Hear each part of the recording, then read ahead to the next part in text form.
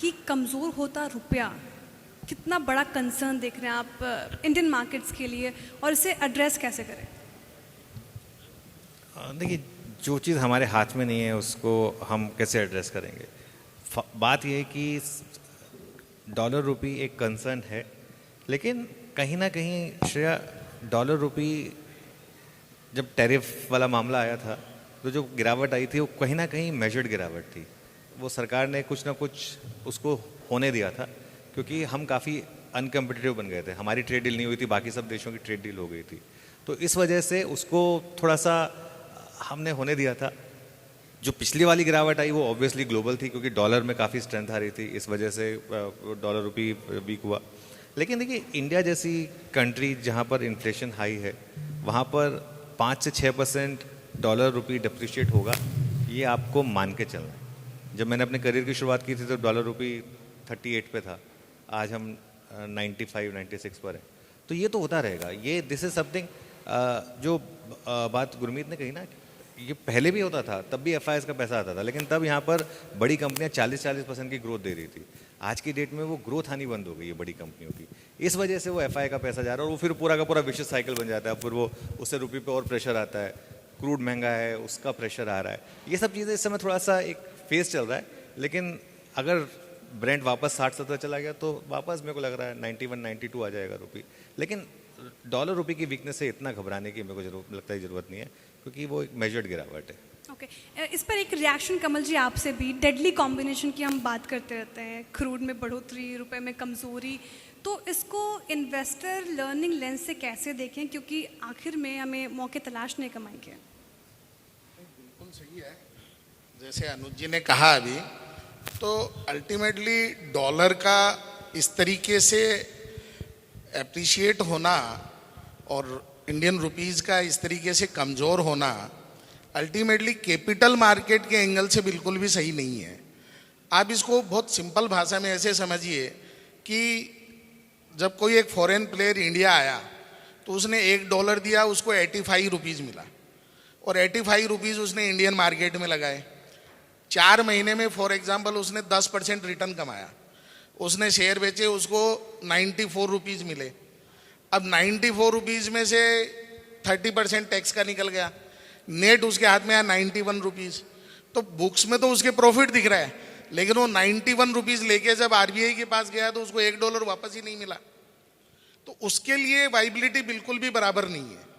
तो ultimately government को कहीं न कहीं इसमें इंटरवेंशन करना चाहिए, क्योंकि एक तरफ हम बात करते हैं कि हम 4 ट्रिलियन से 40 ट्रिलियन की इकोनॉमी बनेंगे, या जो 5 साल का 7 साल का इनका टारगेट है कि हम कम से कम 10 ट्रिलियन की इकोनॉमी और उसके आगे हों। मेरा ये कहना है कि पिछले 2 सालों में करीब करीब इंडियन मार्केट से 6 से 7 लाख करोड़ रुपए निकल गए। अगर ये रुपए नहीं निकलते और इंडिया की ग्रोथ में ही पार्टिसिपेट करते तो शायद हम हमारे टारगेट्स को बेटर तरीके से अचीव कर पाते थे। लेकिन समाउ कुछ चीज़ें हैं जो हमारे हाथ में नहीं है। जैसा अनुज जी ने कहा, अल्टीमेटली भारत सरकार को इन चीज़ों पे इंटरवेंशन करना है। एज ए इन्वेस्टर हम कहाँ कर सकते हैं काम, तो मेजर एफआईआई लार्ज कैप में खेल रहा है तो उनको लार्ज कैप में करने देते हैं। हमारे लिए मिड कैप और स्मॉल कैप में खूब संभावनाएं हैं, हम वहाँ काम करते हैं। क्योंकि देखिए अल्टीमेटली सेक्टर स्पेसिफिक है। जैसे अभी गुरमीत जी ने बताया कि केमिकल सेक्टर बहुत फास्ट रीरेट हुआ है, चीज़ें चेंज हुई है। तो केमिकल सेक्टर की बहुत सारी अच्छी कंपनियां हैं जो आने वाले 4 से 8 महीने में यहाँ से मल्टीपल ग्रोथ देगी। तो identify the right stock and do I think a little homework on stock before buying. वो अगर हम करेंगे तो जरूर अच्छी वेल्थ बनाएंगे।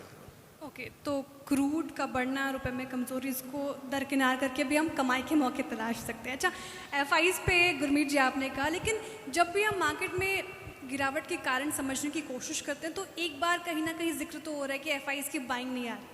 तो क्रूड और रुपये शेयर, तो एफआईज कह रहे हैं हम सवा शेयर, ये रास्ता भटक गए हैं, कब याद आएंगे, फूफा जी कब मानेंगे?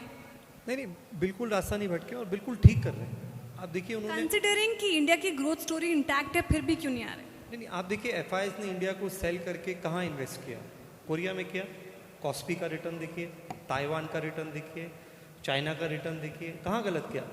तो देखिए ये बहुत इजी है एफआईआईज को ब्लेम करना। आई थिंक इन्वेस्टर्स हैं जहाँ रिटर्न बनेगा, और 12-15 साल से चाइना में पैसा नहीं बना पिछले 1 साल। कोरिया का रिटर्न 15 साल का 50% एब्सोल्यूट था, अभी 1 महीने का रिटर्न 40%। इसमें एक रिस्क ये है कि वर्ल्ड का मैक्सिमम पैसा 12 कंपनीज में लगा हुआ है। तो TSMC है वो आज इमर्जिंग मार्केट MSCI का 12% हो गया, इंडिया का वेटेज 11.9 है। तो इंडिया का वेटेज इमर्जिंग मार्केट इंडेक्स में 11.9 आ गया 20 से। TSMC अकेला 12% है। कोरिया में 2 ही कंपनी है, सैमसंग और जो लिंक है। यूएस में 7 या 8 ही बिग टेक कंपनीज है। मैंने अपना MBA बहुत गलत टाइम पे किया था जब ये .com बबल हुआ था। मेरा ये मानना है हम लगभग उस तरफ जा रहे हैं, बट यूफोरिया का कोई टाइम फ्रेम नहीं होता है। ओनली डिफरेंस इज उस टाइम .com बबल में बहुत सारी कंपनीज पार्टिसिपेट कर रही हैं। इस बार ये कॉन्सेंट्रेटेड है 10-12 कंपनीज में, और 10-12 कंपनीज में कैश फ्लो भी है। तो हो सकता है मेल्टडाउन ना आए, बट क्या होता है इंटरनेट तो बूम 99 के बाद भी हुआ। इंटेल को वही प्राइस लाने में 25 साल लग गए, इन्फोसिस को वो प्राइस लाने में 15 साल लग गए। तो AI तो रहेगा। ये जो वैल्यूएशन भाग रहा है पहले से, इस प्राइस पे जो वो इन्वेस्टमेंट्स कर रहे हैं वापस आएगा जब ये साइकिल टर्न होगी। थोड़ी सी अभी होती है, 3 महीने में होती है, किसी को नहीं पता। तो अनफॉर्चुनेटली इंडिया तब बेनिफिट करेगा, तभी FI का फ्लो रिवर्स करेगा। सेकंड, मुझे लगता है इंडिया एक अच्छा काम कर रहा है टैक्सेशन पे। मैं एग्री करता हूँ कमल जी से, कुछ FI जा रहे थे, कुछ हमने धक्का लगा दिया, तो हमारी भी गलती है। वो हम कभी किसी और फोरम पे डिस्कस करेंगे।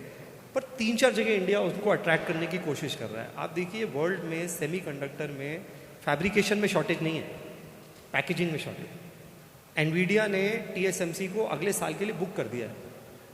तो इंडिया भी क्या कर रहा है, जहां सप्लाई चेन सबसे ज्यादा चोक है वो OSAT है, पैकेजिंग है, तो हम वहां पे एंटर कर रहे हैं। तो ये वेल थॉट आउट है कि जहां हम लेट हो गए AI में, लेकिन अब वहां एंटर करते हैं जहां ग्लोबल सिचुएशन टाइट है। हम एनर्जी में इन्वेस्ट कर रहे हैं। तो मुझे लगता है जब ये जो इन्वेस्टमेंट्स इंडिया अब कर रहा है, इसमें धीरे धीरे जब ये पैसा रोटेट होना शुरू करेगा तो हमारे पास आएगा। बिल्कुल। इसमें मैं एक चीज़ ऐड करूंगा। आप लोगों को पता है कल एनवीडिया का जो मार्केट कैप था, एक अकेला एनवीडिया का मार्केट कैप कल इंडिया के मार्केट कैप से ज़्यादा होगा, पूरी इंडिया के मार्केट कैप से ज़्यादा। सैमसंग का प्रॉफिट $250 बिलियन और पूरा निफ्टी कंपनियों का प्रॉफिट उतना नहीं है।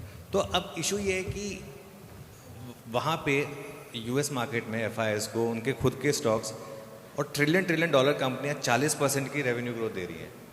हमारे यहाँ पे क्या होता है, जो IT कंपनियाँ हैं वो -1 +1 ये इसी में लगी हुई हैं। कोई आके कह देता है +1.3 से ना +1.6 हो जाएगा। मतलब कहाँ वो 20-25% की बात करें। अच्छा ऐसा नहीं है, जहाँ पे ग्रोथ आई है वहाँ पे रिटर्न्स देख लीजिए। OFSS के नंबर्स देखिए क्या शानदार रिटर्न्स दिए। कोफोज ने हल्का सा नंबर बीट किया, क्या ज़बरदस्त रिटर्न्स आ गए। तो अगर फिर बात वही है कि अगर अर्निंग्स उन मार्केट जैसी होगी, US मार्केट जैसी होगी, तो पैसा आएगा FIs का, वरना उनके पास बहुत मार्केट है। वो तो हम लोगों को हमारे यहाँ इन्वेस्ट करना ना, उनके पास तो बहुत सारे ऑप्शन है इन्वेस्ट करने के। एक पॉइंट इसमें ऐड करेंगे कि इंडिया एक अनफॉर्चुनेट सिचुएशन में है। अब इसमें हम FIIs को भी ब्लेम नहीं कर सकते, क्योंकि आपका जो क्रूड है वो 80% हम इंपोर्ट कर रहे हैं।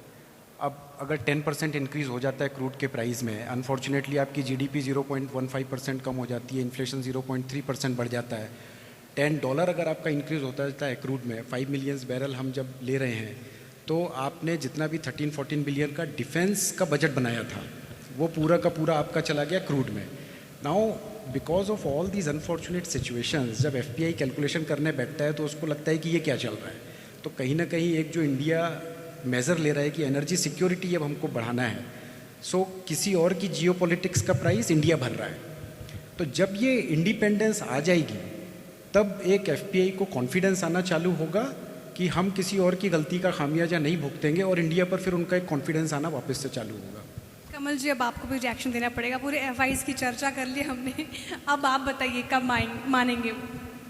नहीं, देखिए दो अलग अलग चीज़ है।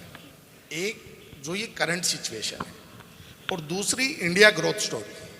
तो इस चीज़ में कोई दो राय नहीं है कि अगले 10 साल में इंडिया में जो ग्रोथ होने वाली है वो पिछले 30, 40, 50 सालों में नहीं हुई है। 1984 में यूएस की इकोनॉमी $4 ट्रिलियन थी और 2000 में वो $10 ट्रिलियन हुई। 16 ईयर में यूएस की इकोनॉमी 2.5 गुना हुई। लेकिन इस दौरान वहाँ के जितने भी फाइनेंशियल इंस्टीट्यूशन है वो minimum 50 time to 300 time grow हुए। हम आज उस 4 ट्रिलियन की इकोनॉमी पे खड़े हैं और जिस तरीके से हमारी गवर्नमेंट कुछ जगह पे प्रोएक्टिव एक्शन ले रही है, जैसे आज यूएस के साथ हमारी डील अटकी, लेकिन उसका फायदा ये हुआ कि बाकी देशों के साथ एफटीए बहुत फास्ट हुआ। आज एनर्जी के ऊपर जैसे ही हमको ये पता चला कि हमारी क्रूड पे इतनी भयंकर डिपेंडेंसी है और कोई भी ऐसा जियोपॉलिटिकल, जैसा कि अभी मनीष जी ने बताया कि दूसरों की एंटरटेनमेंट की कॉस्ट हम पे कर रहे हैं, तो उनके लिए तो एंटरटेनमेंट ही हो रहा है। ट्रम्प साहब कहते हैं हम मार भी सकते हैं, हम नहीं भी मार सकते हैं, हम बात कर भी सकते हैं, नहीं भी कर सकते हैं। तो आज इंडिया अभी government, we are doing lot of work with the government, different state government and central government. तो गवर्नमेंट अब अल्टरनेट फ्यूल और फ्यूल इंडिपेंडेंसी के ऊपर बहुत सीरियसली थॉट स्टार्ट कर दिया और बहुत एग्रेसिवली काम कर रही है। तो ये सब चीज़ें जैसे जैसे इंडिया ग्रोथ स्टोरी बेटर होगी, जैसे जैसे हमारी कंपनियों के नंबर्स यहाँ पे अच्छे होंगे, कंसोलिडेशन होगा, तो डेफिनेटली एफआईआई को आना ही है। उनको पूरी दुनिया में पैसा लगाना और जो सबसे अच्छा रिटर्न देगा वहाँ सबसे ज़्यादा लगाना है। तो आज इस जियोपॉलिटिकल सिचुएशन में भी अगर हम हमारे पड़ोसी देशों को देखें तो उनसे हम बहुत बेटर कंडीशन में थे, जबकि उनकी साइज और हमारी साइज में बहुत बड़ा फर्क है।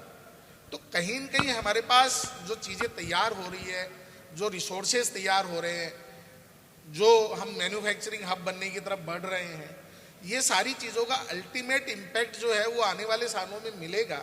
और आज हम जो इस वेल्थ क्रिएशन की जर्नी को शुरू कर रहे हैं और जिसको हम थोड़ा लॉन्ग टर्म बोलते हैं, अगर उस पैसन से आदमी पैसा लगाएगा तो डेफिनेटली इंडिया में भी बहुत अच्छा पैसा बनेगा, चाहे वो इंडियन इन्वेस्टर हो और चाहे वो एफआईआई हो।